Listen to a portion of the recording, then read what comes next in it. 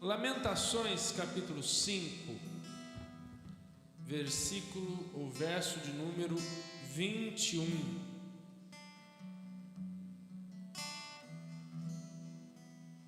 Lamentações capítulo 5, verso 21, está escrito assim: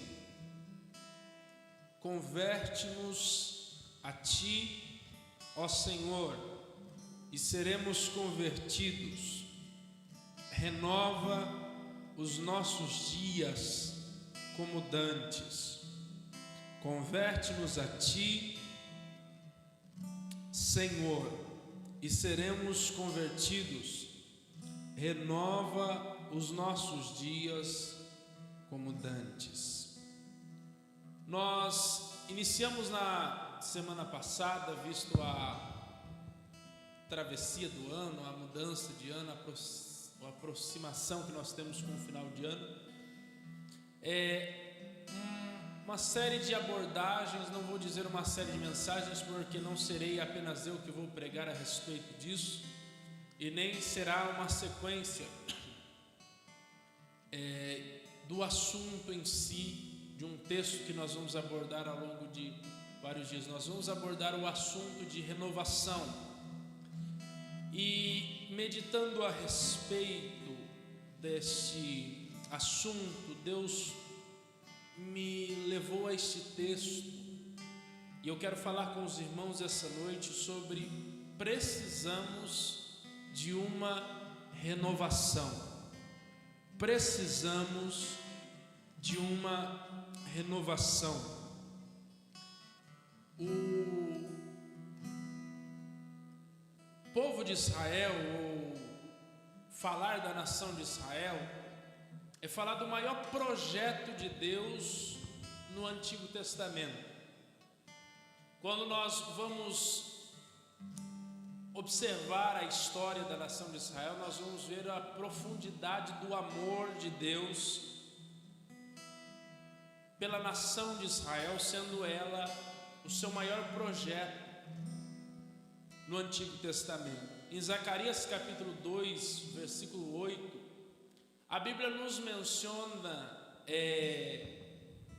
das palavras do próprio Deus através de Zacarias, o fato de que Israel era como a menina dos seus olhos.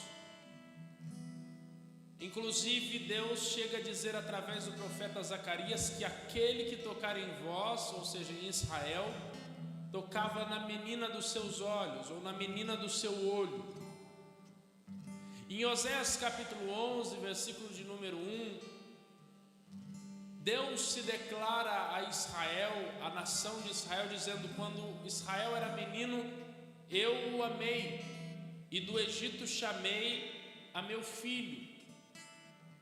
E em Oséias capítulo 11, versículo 4, Deus diz através do profeta Oséias que ele atraiu com cordas humanas e com laços de amor, e foi para eles, para Israel, como os que tiram o jugo sobre as suas queixadas, e lhes deu mantimento. Porque Israel era o xodó de Deus. Israel era o filho amado do Senhor. E tudo isso tem início, todo esse projeto tem início com uma promessa feita a Abraão em Gênesis capítulo 12.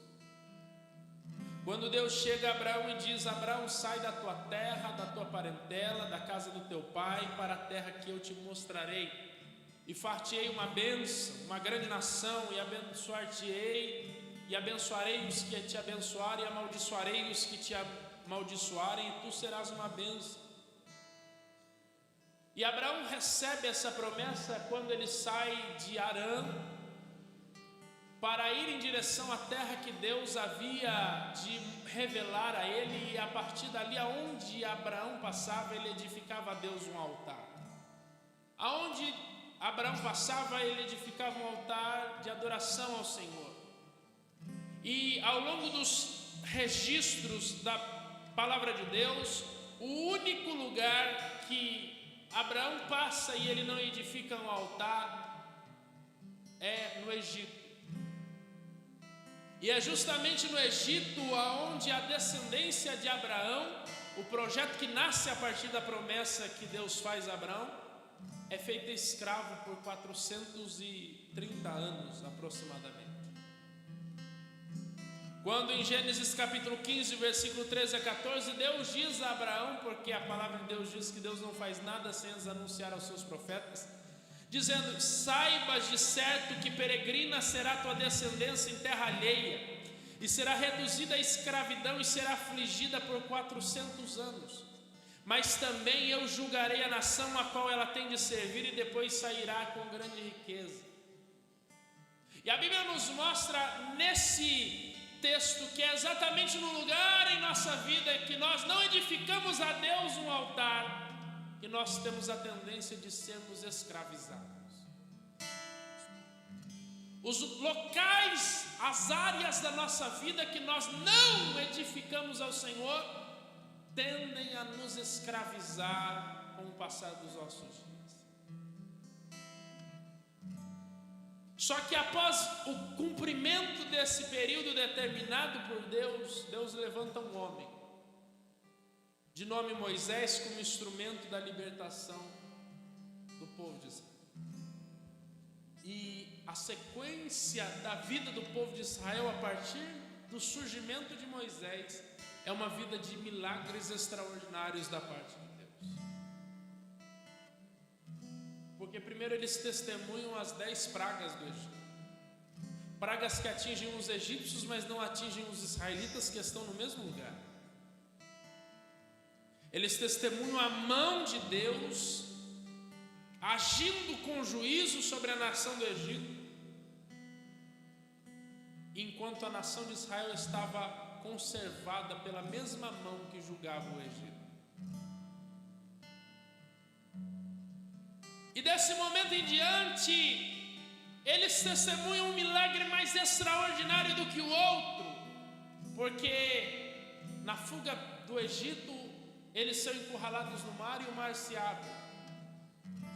O exército de Faraó tenta atravessar pelo mesmo caminho que Israel atravessou a pé enxuto, e eles são afogados pelas águas do mar.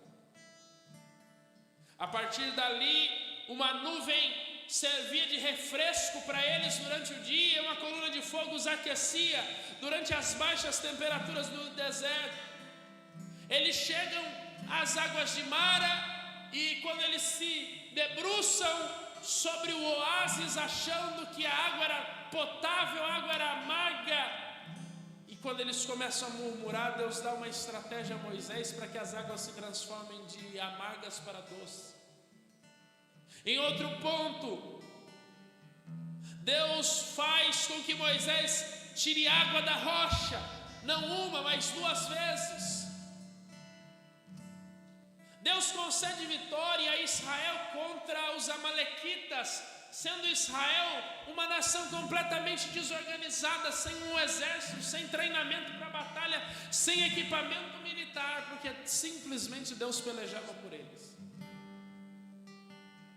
Quando eles tinham fome, Deus mandava maná, e no momento em que eles enjoaram do maná, a Bíblia nos mostra como extraordinariamente Deus sopra um vento de um determinado lugar para arrastar as codornizes para o arraial dos israelitas, e eles têm a oportunidade de comer carne no deserto. E quando Moisés morre, para quem acreditava que os milagres cessariam porque estavam contidos apenas em Moisés, para que eles entendessem que quem fazia os milagres era Deus e não Moisés, eles atravessam a pé enxuto o Jordão. E Deus traça uma estratégia para que os muros caíssem por terra. E no deserto, Deus dá 3 experiências a Israel que Ele dá a todos nós em nossos momentos de dificuldade. Ele dá aprendizado, Ele dá crescimento e Ele dá provisão.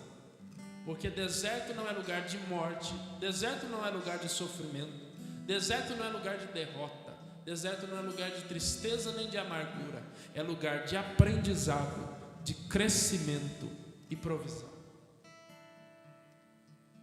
E nesse período havia tanta preocupação com a presença de Deus, que Moisés não queria mover um passo sequer se a presença de Deus não estivesse com eles.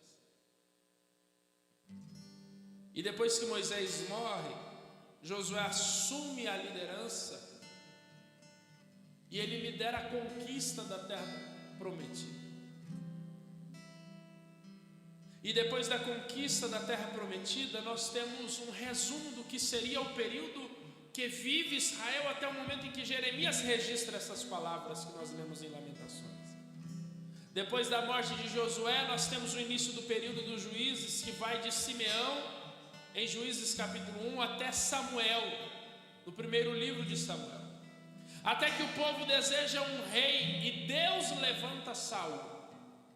E aqui os irmãos precisam estar bem advertidos quanto a isso, porque há uma tendência de dizer que o contraste entre Saul e Davi é que Saul foi escolhido pelos homens e Davi foi escolhido por Deus. Tanto Saul quanto Davi foram escolhidos por Deus, porque quem direciona Samuel para ungir a Saul, o local onde Saul estaria, que horas Saul estaria, as palavras que Saul falaria, a aparência de Saul, quem deu foi Deus para Samuel. Israel não escolheu Saul, Deus escolheu Saul. E Deus escolhe Saul porque Israel deseja um rei. Então Deus escolhe Saul, levanta Saul, o período dos juízes encerra e institui-se a monarquia. E a monarquia vai bem entre Saul, Davi, Salomão. Com a morte de Salomão, o reino de Israel se divide. E após a divisão do reino de Israel entre norte e sul, e aqui acaba a confusão, que nós não sabemos onde é Samaria, não sabemos onde é Jerusalém. Israel tem capital em Samaria e é chamado Reino do Norte. E Jerusalém é a capital de Judá, o Reino do Sul. E após essa divisão, o povo nunca mais se acertou na presença de Deus. O clima da nação de Israel agora é de uma gangorra espiritual que estava mais embaixo do que qualquer outra coisa. E chega um ponto em que o reino do norte, ou seja, Israel, com a capital em Samaria, cede tanto ao pecado que em 722 a.C., ela é completamente destruída pela Assíria.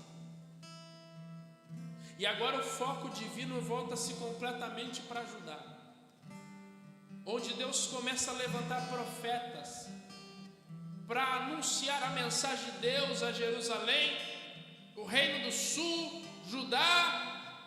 Profetas como Abacuque, profetas como Isaías, profetas como Ezequiel e Jeremias. E todos numa mesma tônica, todos no mesmo tom, todos numa mesma direção, todos no mesmo posicionamento. E qual era a mensagem desses profetas? Juízo, confissão e arrependimento.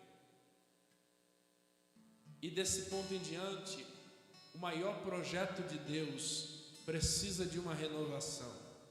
Não porque Deus falhou, não porque Deus errou no meio do caminho, mas porque Israel, porque Jerusalém, porque Judá perdeu Deus de vista. Isaías é usado para dizer, em Isaías capítulo 1, versículo 2 e 3: ouvi, ó céus, e dai ouvidos tua terra, porque o Senhor tem falado. Criei filhos e os engrandeci, mas eles se rebelaram contra mim. E olha o ponto de questionamento de Deus: o boi conhece o seu possuidor e o jumento a manjedoura do seu dono, mas Israel não tem conhecimento de mim, o meu povo não me entende. Porque Israel precisava de uma renovação. Chega ao ponto de Isaías capítulo 5, Deus levantar o profeta para dizer a parábola da videira brava, das uvas bravas, quando ele diz que o amado comprou um terreno, limpou os pedregais e plantou boas vides, e ele esperava que desse boas uvas, mas deram uvas bravas. Ele limpa o terreno, tira as pedras, ara a terra, prepara o plantio, coloca uma torre no meio da plantação. E agora ele questiona: o que mais eu poderia ter feito pela minha vinha que eu já não tenha realizado? E chega um momento de questionamento de Deus para levar o povo a meditar que não só eles tiraram os olhos de Deus, como eles perderam a intimidade com o Senhor. Mas Deus, tão rico em amor e misericórdia, estava dizendo: se vocês se arrependerem, se vocês voltarem-se para mim, se vocês se entregarem, se vocês rasgarem não só as vestes, mas o coração. E aliás, essa é a promessa de Deus. Em 2 Crônicas capítulo 7, versículo 14, quando Deus responde à oração de Salomão dizendo: se o meu povo, que se chama pelo meu nome, se humilhar e orar e se arrepender dos seus maus caminhos, eu, o Senhor, os ouvirei do céu, perdoarei os seus pecados e sararei a sua terra. Porque Deus sabia que cedo ou tarde o povo cairia, mas Ele estabelece a possibilidade de renovação, de conserto, de resgate, de renovação. Deus levanta Abacuque também em Jerusalém para dizer: aviva, ó Senhor, a sua obra, e no meio dos anos faze-a conhecida, e na tua ira lembra-te da misericórdia. Mas nem assim, meus irmãos, o povo de Israel ouve, nem assim o povo de Judá ouve. E Jeremias chega ao ponto de dizer, em Jeremias 25, depois o irmão pode ler na sua casa com calma, Jeremias 25, versículo 3 a 7, que desde a madrugada Deus levantou profetas para falar a Israel, mas eles não escutaram, quando eles diziam: convertei-vos agora cada um do seu mau caminho e das maldades das suas ações, e habitai na terra que o Senhor vos deu e a vossos pais para sempre. Que Jeremias está dizendo que Deus levantou profetas, homens de Deus, para dizer que o povo precisava de uma renovação desde a madrugada, ou seja, desde o início, desde o primeiro período, para que assim eles se arrependessem e pudessem habitar na terra por 1 ano, 2 anos, não, para sempre. Só que o versículo de número 7 diz: porém não me deste ouvidos, diz o Senhor, mas me provocaste a ira com a obra de vossas mãos para o vosso mal. Até que Deus envia a nação que ele havia usado, Abacuque, para revelar ao povo. E qual era a nação? A Babilônia, a Caldeia. Deus envia os caldeus para cercar e para destruir Jerusalém numa das batalhas mais terríveis, se não a batalha mais terrível da história da nação de Israel. O cerco de Jerusalém dura 18 meses. E Flávio Joséfo diz que as principais armas usadas para atormentar o povo foram a peste e a fome. E há um texto em Lamentações 4 que nos mostra como isso era verdade. E esse texto dói no coração. E eu acredito que dói principalmente no coração das mães. Porque a batalha chega a um ponto em que a água acaba, a comida acaba. Em Lamentações 4, verso 10, a Bíblia diz que a mão das mães, outrora compassivas, coziam os seus próprios filhos para servir de alimento na destruição da filha do meu povo. Porque as guerras não eram em campo aberto como nós vemos hoje. Os muros protegiam quem estava dentro e o inimigo estava fora fazendo pressão para que os muros cedessem. Mas a intenção de quem estava fora não era simplesmente avançar de forma desenfreada, era fazer quem estava dentro chegar a tal ponto de desespero que se entregasse. Então eles começam a usar armas de terror, a lançar corpos de falecidos com armas para o lado de dentro dos muros, para que assim as doenças se espalhassem pela cidade. E eles chegam ao ponto de fome em que as mães estão comendo os próprios filhos.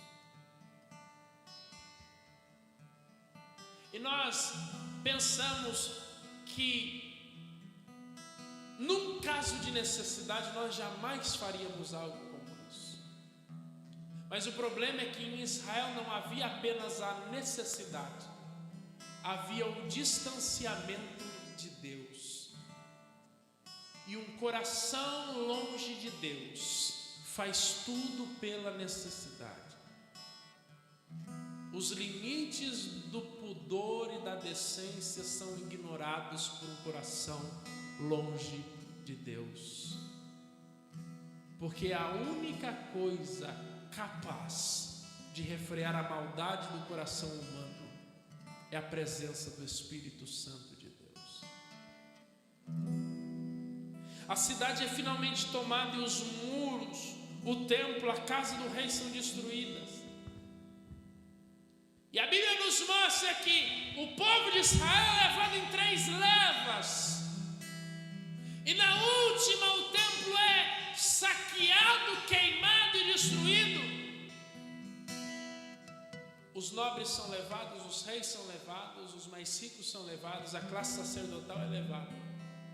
Na primeira leva, Daniel é levado a Babilônia. Na segunda leva, Ezequiel é levado junto com os escravos. Na terceira leva, eles levam os últimos que estavam lá e deixam permanecer na terra somente os mais miseráveis. E é quando Jeremias compõe o livro de Lamentações. O livro de Lamentações é um registro da amargura do coração de Jeremias em contemplar o maior projeto de Deus sendo saqueado e destruído porque os homens viraram as costas para o Senhor, porque Israel precisava de uma renovação e não buscou. E Jeremias compõe 5 lamentos que são completos entre si, os primeiros 4 são compostos em forma de acróstico. O que é acróstico? Acróstico é uma forma de escrita em que eu abordo um assunto em cada frase, sendo cada frase iniciada pela letra correspondente do alfabeto. Então a primeira frase corresponde ao A, a segunda frase começa com B, a terceira frase começa com C. Só que o texto nos mostra que o alfabeto hebraico é utilizado, aliás, e o irmão vai ver as traduções mais antigas, vai mostrar em cima, no topo de cada verso, a letra hebraica, Aleph, Bet, e por aí vai. No capítulo 1, 2, no capítulo de número 3, esse acróstico repete 3 vezes. E é por isso que o capítulo 3 não tem apenas 22 versículos, mas ele tem 66. Porque o acróstico, ele é composto não apenas por um verso, mas por 3. E o que Jeremias quer dizer com isso? Primeiro, que ele está abordando todo o sofrimento possível de A a Z. O sofrimento da nação de Israel era tão grande que nenhuma letra do alfabeto poderia escapar para descrever o sofrimento que eles estavam passando.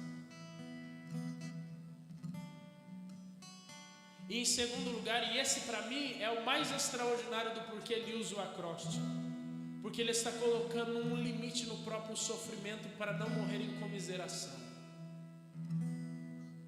Você já conheceu aquela pessoa que vive de autocompaixão, que ela aumenta o próprio sofrimento e ela pega uma coisa que é dolorosa sim, mas ela mergulha tão profundo nisso que ela não consegue sair? Jeremias está dizendo: eu vou sofrer de A a Z, mas quando chegar a Z eu vou levantar a cabeça, porque o que Deus estabeleceu para mim não morre aqui.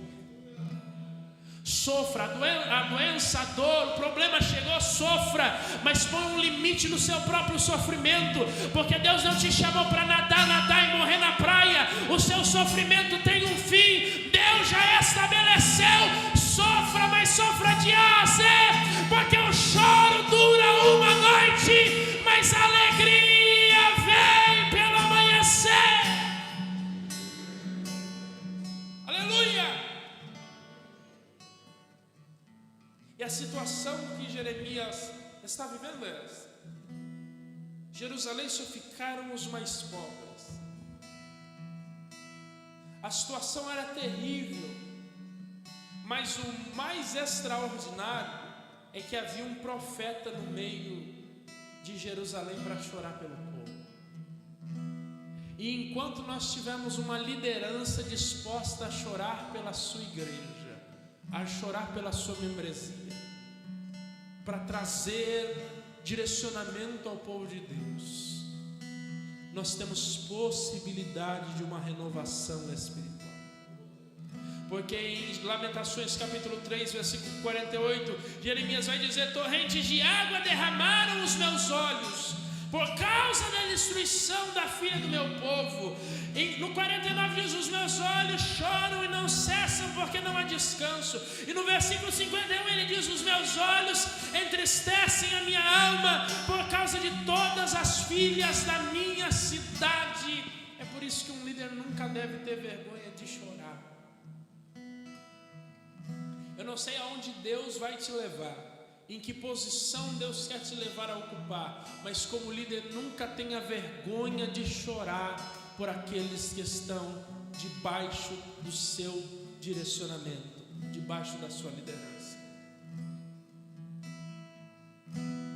E o texto que nós lemos é um texto em que Jeremias começa com muita tristeza, no capítulo de número 5. Mas ele termina com uma oração de confissão e um pedido por renovação. Ele vai orar e nessa oração ele faz 2 pedidos, e é desses 2 pedidos que eu quero tirar as lições para nós aqui essa noite. O primeiro pedido que ele faz, e nós lemos no verso 21, é: converte-nos a ti, Senhor, e seremos convertidos. A palavra converte-nos vem do hebraico e significa retroceder, virar-se, tornar ao ponto de partida, ir de volta para casa, puxar ou arrastar de volta. Ele está dizendo: converte-nos. E quando ele diz converte-nos, ele está dizendo: nós precisamos retroceder. Retroceder para onde? Para regredir? Não, retroceder para um local da vontade de Deus. Ele diz: nós precisamos nos virar para onde? Para a direção de Deus, porque até agora nós andamos de costas para Ele.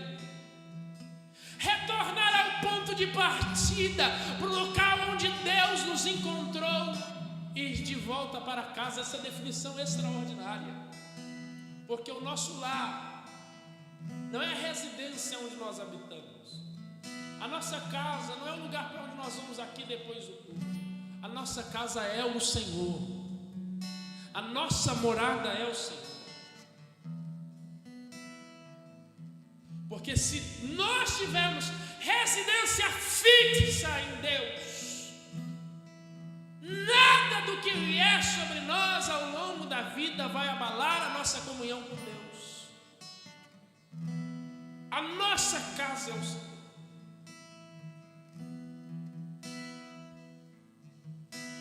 E também significa puxar ou arrastar de volta. E quando Jeremias diz converte-nos aqui, há no mínimo duas explicações para a palavra hebraica que significa converte-nos. A primeira é que Jeremias está querendo dizer o seguinte: nós caminhamos para tão longe da sua presença que não sabemos o caminho de volta. E mesmo que soubéssemos o caminho de volta, não temos força para voltar para o local da renovação. E aí ele diz converte-nos, que significa puxar ou arrastar de volta. Ele está dizendo: Senhor, nós saímos do centro da tua vontade, nós saímos do local da tua presença e nós precisamos de uma renovação espiritual, mas não sabemos o caminho de volta. Mas nós desejamos voltar para onde a sua presença se manifesta, para um local do encontro, para um lugar onde a presença de Deus nos visita, para um lugar onde Deus nos abraça, onde a glória de Deus se manifesta sobre nós. Isso nós fomos ver desde Gênesis. Por mais que Adão tenha pecado, o desejo de Deus sempre foi reencontrar o homem no jardim, porque se você for ver, quem pecou foi o homem. Deus tinha motivos para não encontrar Adão de novo no jardim, mas quando Deus dá o horário da visitação, dá o horário do encontro, quem está no jardim para reencontrar não é o homem, é Deus, porque por mais que o homem erre, Deus não deseja se afastar da sua criação. O que nós precisamos é de renovação. O que nós precisamos é de uma renovação. Então ele está dizendo: nem que seja pelos cabelos, me arrasta de volta para o centro da sua presença. E qual a segunda explicação? A segunda explicação está no fato de converte-nos ser um verbo imperativo.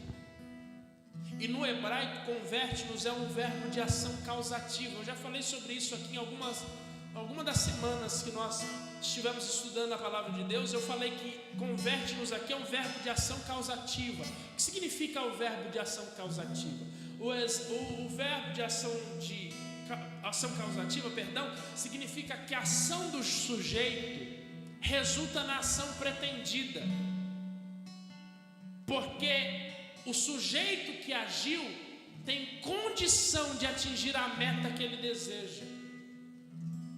Ele está dizendo: converte-nos. Por quê? Porque se Deus nos converter, não há outro resultado senão nós nos convertermos.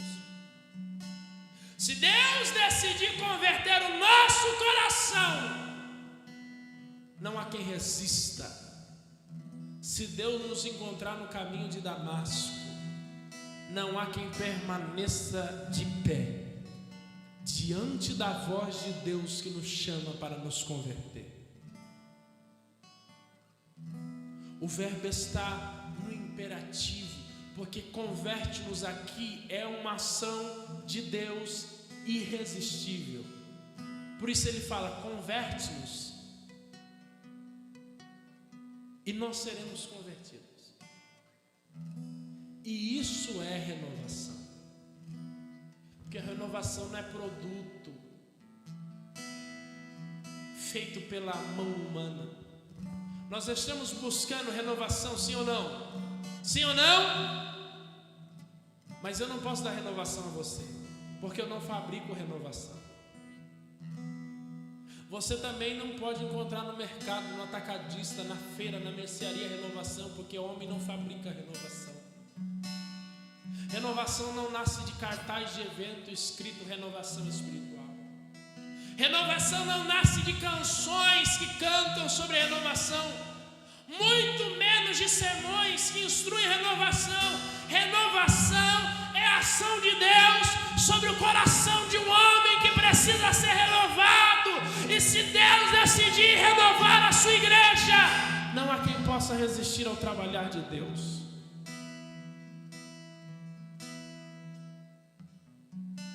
E a segunda lição que ele nos ensina é: renova os nossos dias como dantes. A palavra dantes aqui, do hebraico, significa tempos antigos.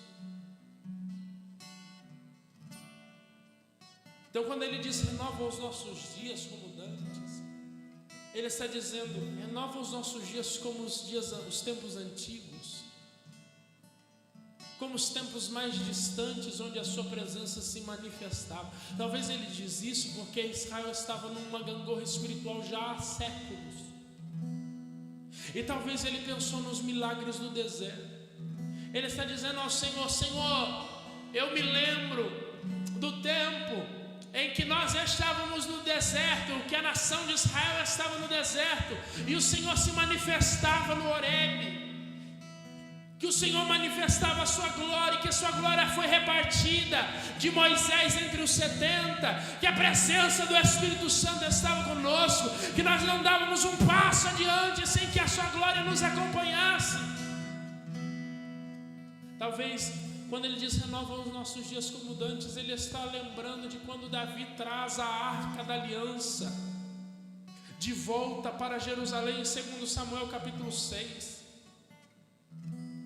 em que a presença de Deus se manifesta e há um júbilo tão grande que Davi se desfaz das vestes reais para que ele pudesse dançar no meio do povo e celebrar que a presença de Deus estava sendo resgatada. Ou talvez Jeremias estava se relembrando do registro da palavra de Deus, quando Salomão termina de construir o templo em 2 Crônicas capítulo 7, em que ele termina de orar, e a Bíblia diz em 2 Crônicas 7, do versículo 1 ao 4, que o Senhor responde à oração de Salomão, e quando Salomão termina de orar, desce fogo do céu, consome o holocausto e o sacrifício, e a glória de Deus enche a casa, e os sacerdotes não podiam entrar na casa do Senhor, porque a glória do Senhor tinha enchido a casa, e todos os filhos de Israel, vendo o fogo descer, se curvaram diante da glória do Senhor. Talvez ele estava lembrando desses tempos, e é desses tempos que nós devemos ter base para orar a Deus por uma renovação. Você lembra quando Deus lhe visitava? Você lembra quando a presença de Deus era tão palpável que você se sentia abraçado pela glória de Deus? Ou talvez você viveu uma vida de uma tal maneira que nunca chegou a ter uma experiência dessa. Sabe o que Deus pode fazer? Mas nós precisamos de uma renovação. Nós precisamos ser renovados pela presença de Deus. Nós precisamos ser renovados pela graça de Deus. Nós precisamos ser renovados em nossa forma de orar. Nós precisamos ser renovados na nossa forma de devocional com Deus. Nós precisamos ser renovados na devoção do nosso culto a Deus. Nós precisamos ser renovados na maneira como nós nos relacionamos com as pessoas. Porque a vida cristã não diz respeito apenas da nossa vida com Deus, da nossa comunhão com Deus, senão também que a nossa comunhão com o próximo. Porque não existe vida cristã desligada da comunhão com o próximo. E é um erro dizer é só eu e Deus. Não é só você e Deus. Porque ninguém é alguém sem outro alguém. Deus não nos chamou, não nos criou para ser bicho do mato.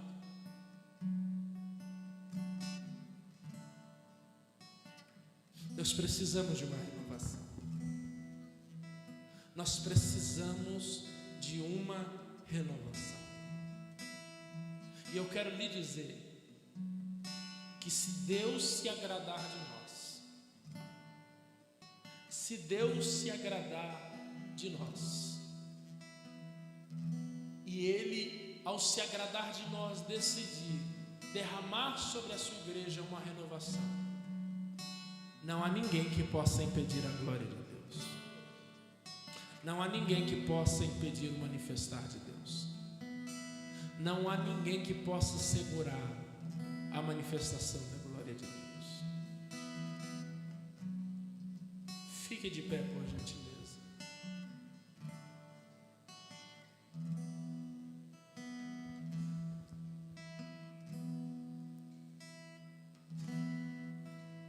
Eu não sei se você veio aqui pronto a buscar de Deus uma renovação.